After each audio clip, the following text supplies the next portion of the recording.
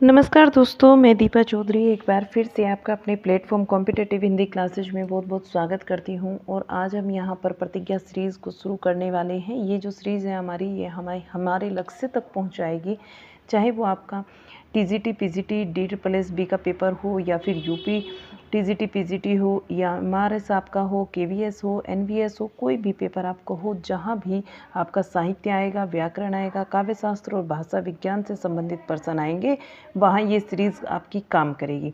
अपनी क्लास को शुरू करने से पहले मैं आपको बता देना चाहती हूँ, जो भी बच्चा नया है इस क्लास में, कि बेटा हमने 2014 वाले जो DSSB के प्रीवियस ईयर पेपर हैं, 2014 वाला हमारा कंप्लीट हो चुका है। 15 भी हमने कंप्लीट कर लिया। 18 के सारे पेपर TGT PGT हमने कंप्लीट किए हैं, और 21 वाले भी। तो ये सारे पेपर सीक्वेंस में अगर आप करना चाहते हैं, हमारे चैनल पर प्लेलिस्ट बनी हुई है DSSB TGT PGT previous year questions के नाम से। आपको चैनल पर प्लेलिस्ट बनी हुई है। इस वाले क्लास के डिस्क्रिप्शन में भी मैं उनका PDF का या आपकी प्लेलिस्ट का लिंक डाल दूंगी, आपको वहाँ से भी ये क्लासेस मिल जाएंगी। और चैनल पर अगर आप जाते हैं तो वहाँ भी प्लेलिस्ट बनी हुई है, आप वहाँ से सारी क्लासेस सीक्वेंस में कर सकते हैं। बहुत ही अच्छी क्लासेस हैं, जिन बच्चों ने ली हैं उनको काफ़ी मदद हो रही है क्वेश्चंस को सॉल्व करने में।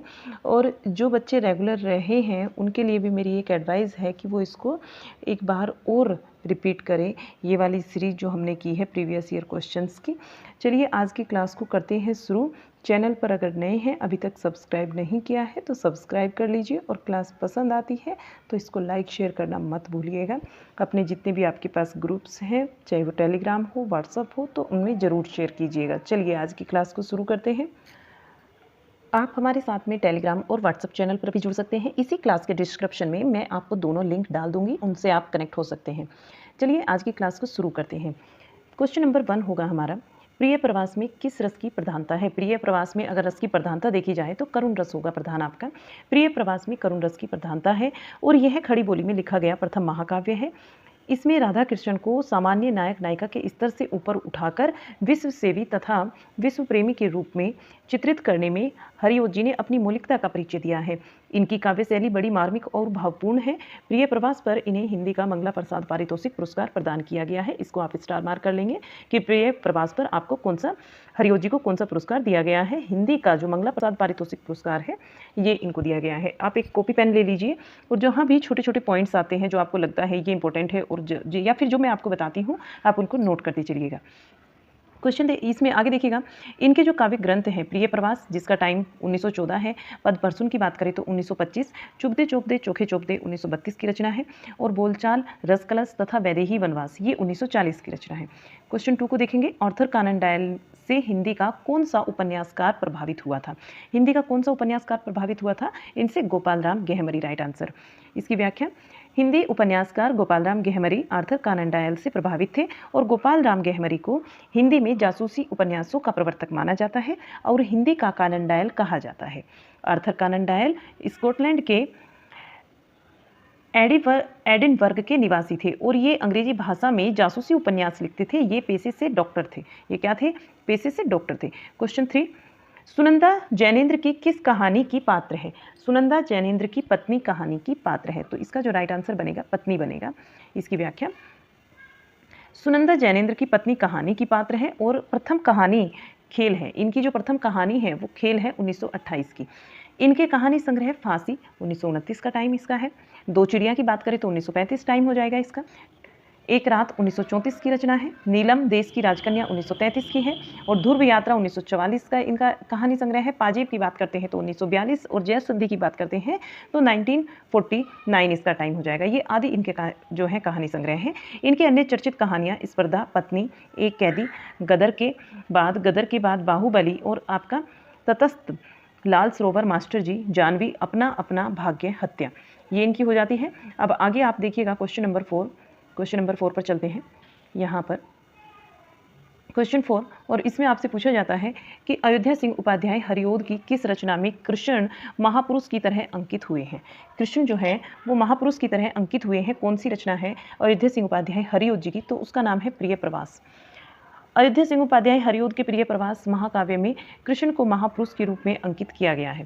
प्रिय प्रवास 1914 ईस्वी खड़ी बोली का प्रथम महाकाव्य है। 1914 ईस्वी इसका टाइम है प्रिय प्रवास का, और ये खड़ी बोली हिंदी का पहला महाकाव्य है। इसका सर्वप्रथम नाम ब्रजांगना विलाप था। यह संपूर्ण काव्य संस्कृत के वर्ण व्रतों पर आधारित है। प्रिय प्रवास में कुल 17 सर्ग हैं।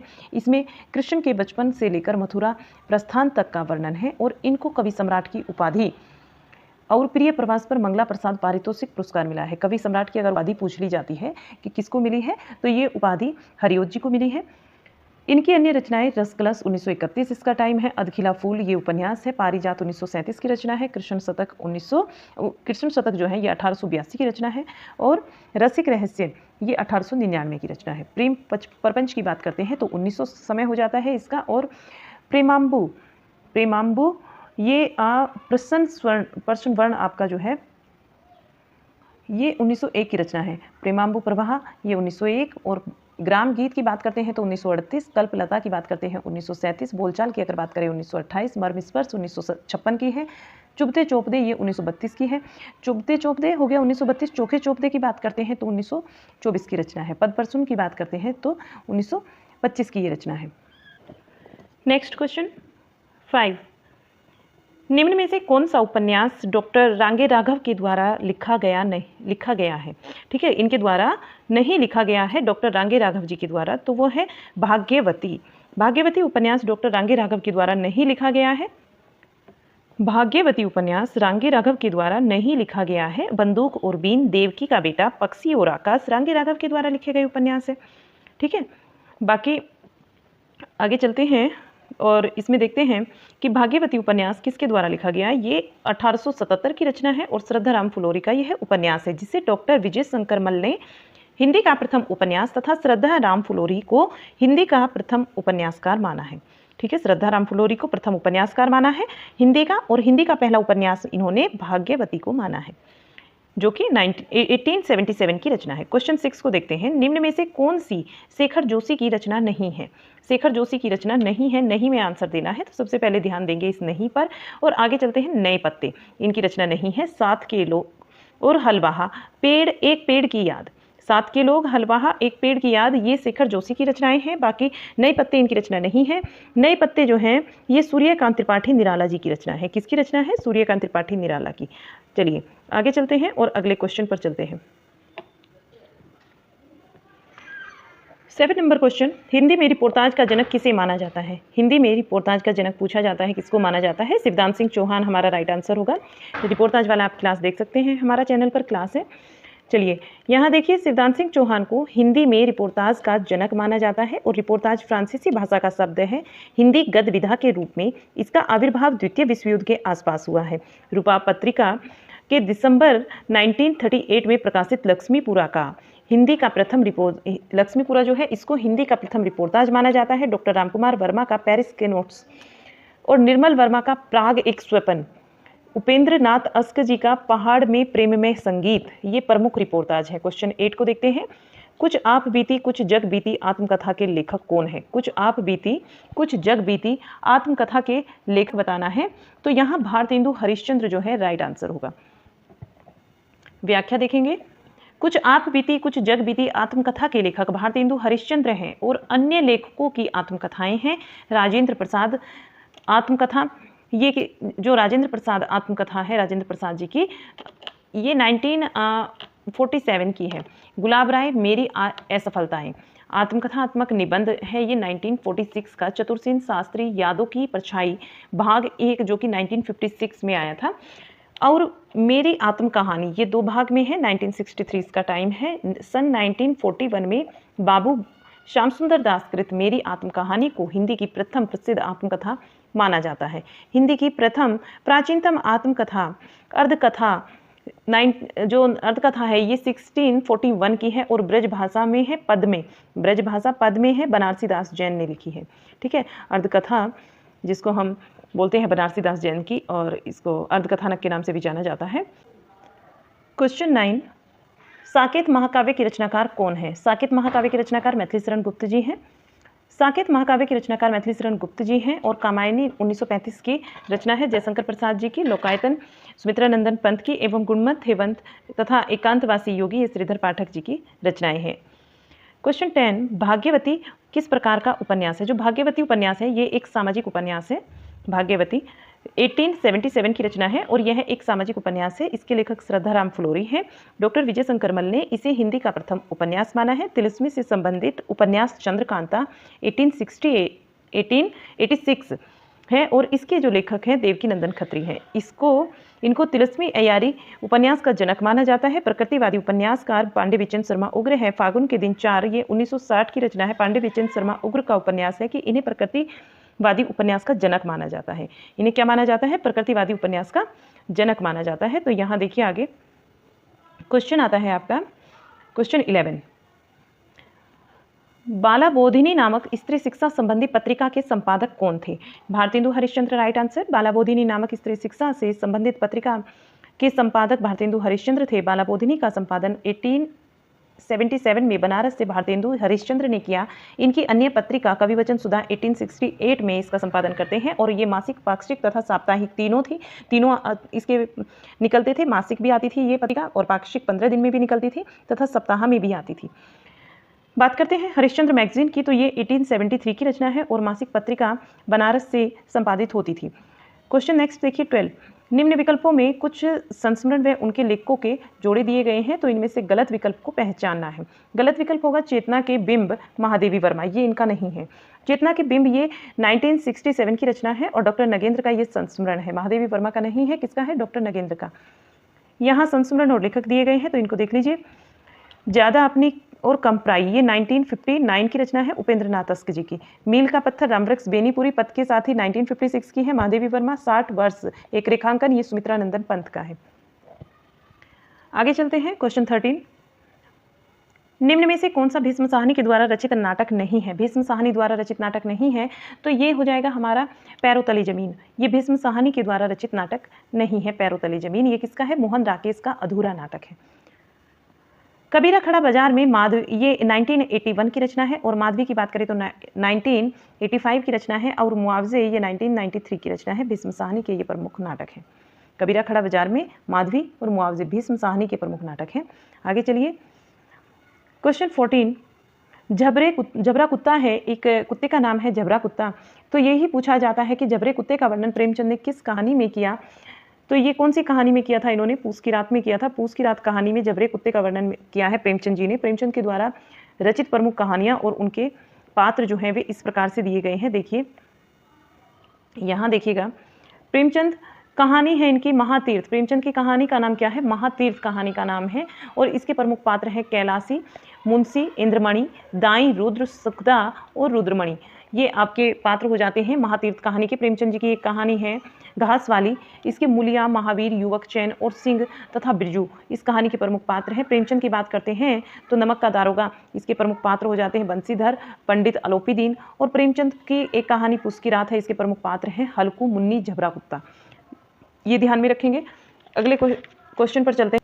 क्वेश्चन नंबर 15, चीड़ों पर चांदनी किसका निबंध है? चीड़ों पर चांदनी की बात करते हैं निर्मल वर्मा जी का है ये निबंध। और निर्मल वर्मा हिंदी के आधुनिक कथाकारों में एक मूर्धन्य कथाकार और पात्र थे। शिमला में जन्मी निर्मल वर्मा को मूर्ति देवी 1994, इसका जो टाइम है वो 1994 है। साहित्य, इसमें इनको साहित्य अकादमी पुरस्कार दिया जाता है और इनको 1985 में साहित्य अकादमी पुरस्कार मिलता है। उत्तर प्रदेश हिंदी संस्थान पुरस्कार, ज्ञानपीठ पुरस्कार से सम्मानित किया जा चुका है इनको। यानी जो निर्मल वर्मा जी हैं, आपने समझा कि ये शिमला में जन्मे हैं निर्मल वर्मा जी। इनको मूर्ति देवी पुरस्कार मिलता है। मूर्ति देवी इनको 1994 में मिलता है और साहित्य अकादमी की अगर बात करते हैं तो ये इनको 1985 में मिलता है। उत्तर प्रदेश हिंदी संस्थान पुरस्कार और ज्ञानपीठ पुरस्कार से भी ये सम्मानित है। काफ़ी सारे पुरस्कार इनको मिले हैं।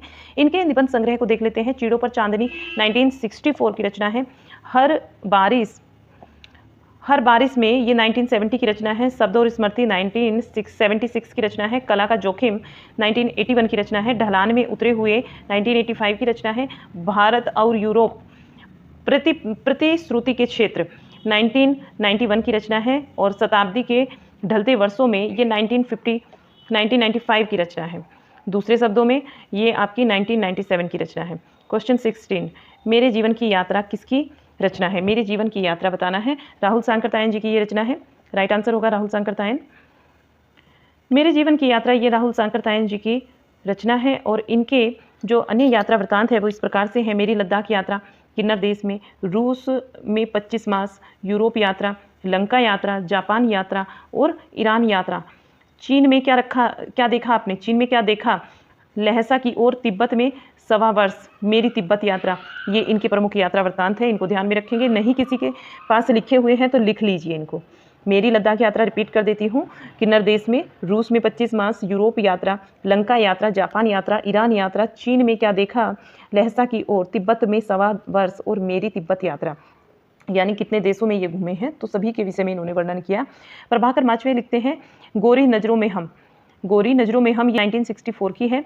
अज्ञे, अरे ये याद रहेगा, एक बूंद सहसा उछली। राहुल सांकृत्यायन, अज्ञे और नागार्जुन को आधुनिक हिंदी साहित्य का घुमक्कड़ यात्री भी कहा जाता है। किस किस को? राहुल सांकृत्यायन, अज्ञे और नागार्जुन को आधुनिक हिंदी साहित्य का घुमक्कड़ यात्री।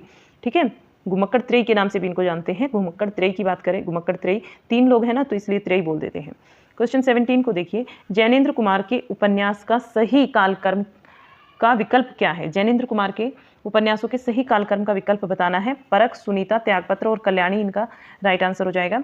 परख, सुनीता, कल्याणी, परख, सुनीता, त्यागपत्र, कल्याणी जैनेन्द्र के उपन्यासों का सही कालक्रम है। जैनेन्द्र के उपन्यास जो है, परख 1929 की रचना है, सुनीता 1934 की, त्यागपत्र 1937 की है, कल्याणी 1939 की है, सुखदा 1952 है, विवृत 1953, जयवर्धन 1956, मुक्तिबोध 1965, अनंतर 1968 की है और अनाम स्वामी ये 1974 की है। दसार्क जो है ये 1985 की है। जैनेन्द्र के उपन्यासों का मूल विषय काम, पीड़ा एवं अहम का समर्पण। जैनेन्द्र को हिंदी में मनोविश्लेषणवादी उपन्यास का जनक माना जाता है। जैनेन्द्र को किसका माना जाता है जनक? हिंदी में मनोविश्लेषणवादी जो उपन्यास हैं उनका जनक माना जाता है। आगे चलते हैं अगले क्वेश्चन पर। नेक्स्ट जो क्वेश्चन होगा हमारा क्वेश्चन नंबर 18 होगा, इसको भी देखिए। क्वेश्चन 18, काव्य जीवन की आलोचना है। काव्य जीवन की आलोचना है, यह कथन किसका है? काव्य जीवन की आलोचना है, यह कथन किसका है? तो ये जो कथन है वो अर्नोल्ड का है। काव्य जीवन की आलोचना है, यह कथन अर्नोल्ड का है। वर्ड्सवर्थ ने कविता को परिभाषित करते हुए लिखा है कि कविता प्रबल भावों का सहज उच्चलन है। अरस्तु प्रथम काव्यशास्त्री थे जिन्होंने उपयोगी कला और लालित्य कला का भेद स्पष्ट किया है और लालित्य कला को स्वायत्त घोषित किया। अरस्तु ने लिखा है कि कार्य व्यापार में निरत मनुष्य अनुकरण का विषय है। अरस्तु ने क्या लिखा है कि कार्य व्यापार में निरत मनुष्य अनुकरण का विषय है। इसकी कथन है, इंपॉर्टेंट हो जाते हैं कई बार। बेनेदत्तो क्रोचे ने कला निर्माण में प्रतिभा को मूल कारण माना है और इनका कहना है कि कलाकार में सौंदर्य की उत्पत्ति होती है और भावक में सौंदर्य की पुनरुक्ति होती है। भावक में सौंदर्य की पुनरुक्ति होती है, अर्थात जो है कलाकार सौंदर्य का भागी होता है। क्वेश्चन 19, हिंदी उपन्यास के विकास का वर्गीकरण किसे केंद्र में रखकर किया गया है? हिंदी उपन्यास के विकास का वर्गीकरण किसे केंद्र में रखकर किया गया है? तो प्रेमचंद जी राइट आंसर बनेगा। हिंदी उपन्यास के विकास का वर्गीकरण प्रेमचंद जी को केंद्र में रखकर किया गया है। हिंदी के उपन्यास का वर्गीकरण इस प्रकार है। प्रथम उत्थान प्रेमचंद युग, प्रेमचंद पूर्व युग। प्रथम उत्थान को प्रेमचंद पूर्व युग, द्वितीय उत्थान को प्रेमचंद युग, तृतीय उत्थान को प्रेमचंदोत्तर युग और चतुर्थ उत्थान को आधुनिक बोध के उपन्यास। ये नाम दिए गए हैं तो इनको ध्यान में रखेंगे। प्रेमचंद जी को ध्यान में रखकर ही इसका वर्गीकरण किया गया है हिंदी उपन्यास के विकास का। और इसमें आप मैं रिपीट कर देती हूँ, जो प्रथम उत्थान है इसको प्रेमचंद पूर्व युग का नाम दिया गया। द्वितीय उत्थान प्रेमचंद युग हो जाता है, तृतीय उत्थान प्रेमचंदोत्तर युग और चतुर्थ उत्थान जो है वो आधुनिक बोध का युग। Next question, question 20। क्वेश्चन 20, 17 वर्ष तक हिंदी की प्रसिद्ध पत्रिका सरस्वती का संपादन कार्य करने वाले तथा हिंदी नवजागरण में महान भूमिका निभाने वाले रचनाकार कौन थे? तो राइट आंसर यहाँ महावीर प्रसाद द्विवेदी जी हो जाता है। 17 वर्ष तक हिंदी की प्रसिद्ध पत्रिका सरस्वती का संपादन कार्य करने वाले तथा हिंदी नवजागरण में महान भूमिका निभाने वाले रचनाकार महावीर प्रसाद द्विवेदी जी थे। सरस्वती पत्रिका के संपादक चिंतामणि घोष थे और इसके प्रथम संपादक बाबू श्याम सुंदर दास ने इसका प्रकाशन मासिक पत्रिका के रूप में सन 1900 में इंडियन प्रेस प्रयाग से जनवरी मास में प्रारंभ किया और इसके द्वितीय संपादक के रूप में आचार्य महावीर प्रसाद द्विवेदी ने 1903 से लेकर 1920 तक लगातार संपादन कार्य किया है इसका 17 वर्षों तक। इसके तृतीय संपादक के रूप में सन 1920 में पंडित देवीदत्त शुक्ल ने संपादन कार्य किया है। ठीक है, यहाँ तक की चीज़ें याद रखेंगे। जो अगर संस्थापक पूछा जाता है तो चिंतामणि घोष का नाम याद रखेंगे। संस्थापक की अगर बात करते हैं, सरस्वती पत्रिका के संस्थापक तो चिंतामणि घोष, पहले संपादक इसके श्याम सुंदर दास जी थे। उस टाइम ये मासिक थी और इंडियन प्रेस प्रयाग से यह जनवरी मास में प्रारंभ इसको किया गया था। बात करते हैं अगर महावीर प्रसाद द्विवेदी जी की, तो 1903 से लेकर 1920 तक इन्होंने इसका संपादन कार्य किया है, लगातार 17 वर्षों तक। और 20 के बाद अगर बात करते हैं तो देवी दत्त शुक्ल जी इसके कार्यभार को संभालते हैं। अब नेक्स्ट क्वेश्चन पर चलते हैं। 21 क्वेश्चन, भारत भारती के रचनाकार कौन है? भारत भारती के रचनाकार मैथिली शरण गुप्त जी हैं, राइट आंसर। इनकी अन्य रचनाएं रंग में भंग 1909 की रचना है, जयद्रथ वध 1910 की है, किसान 1917, विकट भट्ट 1929, गुरुकुल 1929, झनकार 1929, साकेत 1931, यशोधरा 1932 की है, द्वापर 36 की है, जय भारत जो है 1952 की है, विष्णु प्रिया ये 1957 की रचना है, सिद्धराज 1936 की है, हिंदू वैतालिक पंचवटी आदि ये इनकी रचनाएं हैं। भीष्म साहनी की रचनाएं देख लीजिए, झरोखे, तमस, वसंती, मैया दास की माड़ी, हानुस, कुंतो और कड़िया इनकी प्रमुख रचनाएं हैं। महादेवी वर्मा की रचनाओं की बात करते हैं तो निहार रश्मि, निर्जा, संध्या गीत, यामा, दीपशिखा, सप्तपर्णा।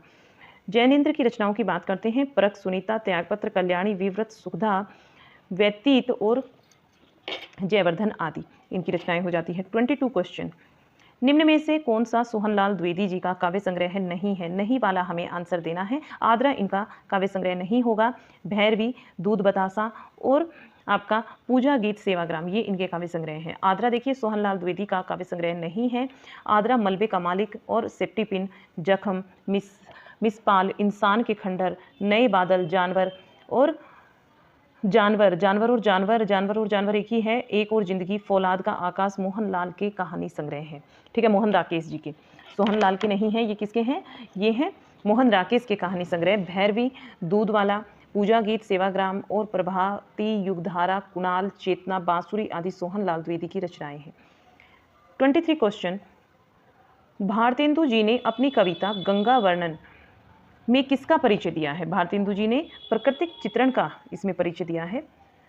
भारतेंदु ने अपनी कविता गंगा वर्णन में प्रकृति चित्रण का परिचय दिया है। और भारतेंदु जी की काव्य कृतियाँ यहाँ पर देखिएगा, भारतेंदु जी की काव्य कृतियाँ भक्ति सर्वस्व, प्रेम मालिका, कार्तिक स्नान, विशाख महात्म्य, प्रेम सरोवर, प्रेम माधुरी, प्रेम तरंग, प्रेम प्रलाप, प्रेम वर्षा, प्रेम प्रलाप हो गया, वर्षा विनोद, प्रेम फुलवारी, दान लीला, वसंत, कृष्ण चरित्र, विजय वल्लरी, बकरी विलाप, बंदर सभा, रिपनाष्टक, विजय वैजंती, विजयिनी विजय वैजंती आपका हो जाता है, प्रबोधिनी और नए जमाने की मुकरी, उर्दू का श्यापा आदि इनकी रचनाएं होती हैं।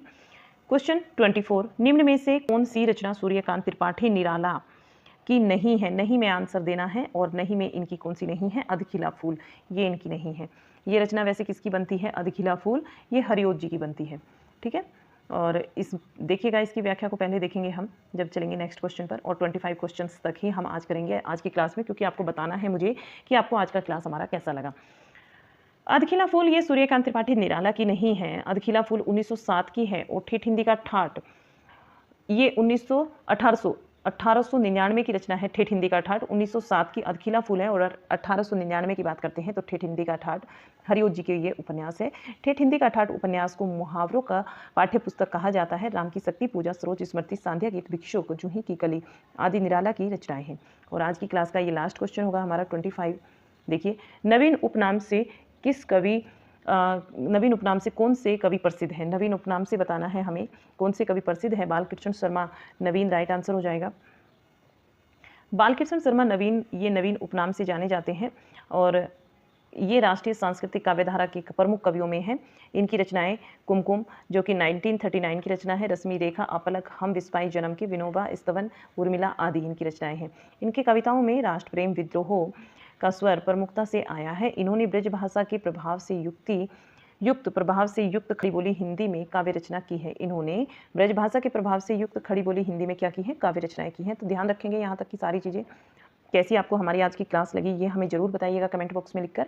और ये प्रतिज्ञा सीरीज हमारी चलती रहेगी। ये क्लास आपको डेली 3:15 बजे दोपहर में मिलती रहेगी, क्योंकि इस टाइम कोई काम नहीं होता, सभी लोग फ्री होते हैं, तो मैंने इसका टाइम 3:15 बजे ही रखा है। डेली आपको ये सीरीज हमारी तब तक लगी रहेगी जब तक हम अपने लक्ष्य को प्राप्त नहीं कर लेते। कैसा आपका क्लास रहा ज़रूर बताइए। चैनल को अभी तक सब्सक्राइब नहीं किया है तो सब्सक्राइब जरूर कीजिएगा। क्लास को ज़्यादा से ज़्यादा लाइक और शेयर कीजिएगा। मिलते हैं आपसे इसके नेक्स्ट क्लास में, पार्ट 2 में मिलेंगे। तब तक के लिए बाय बाय।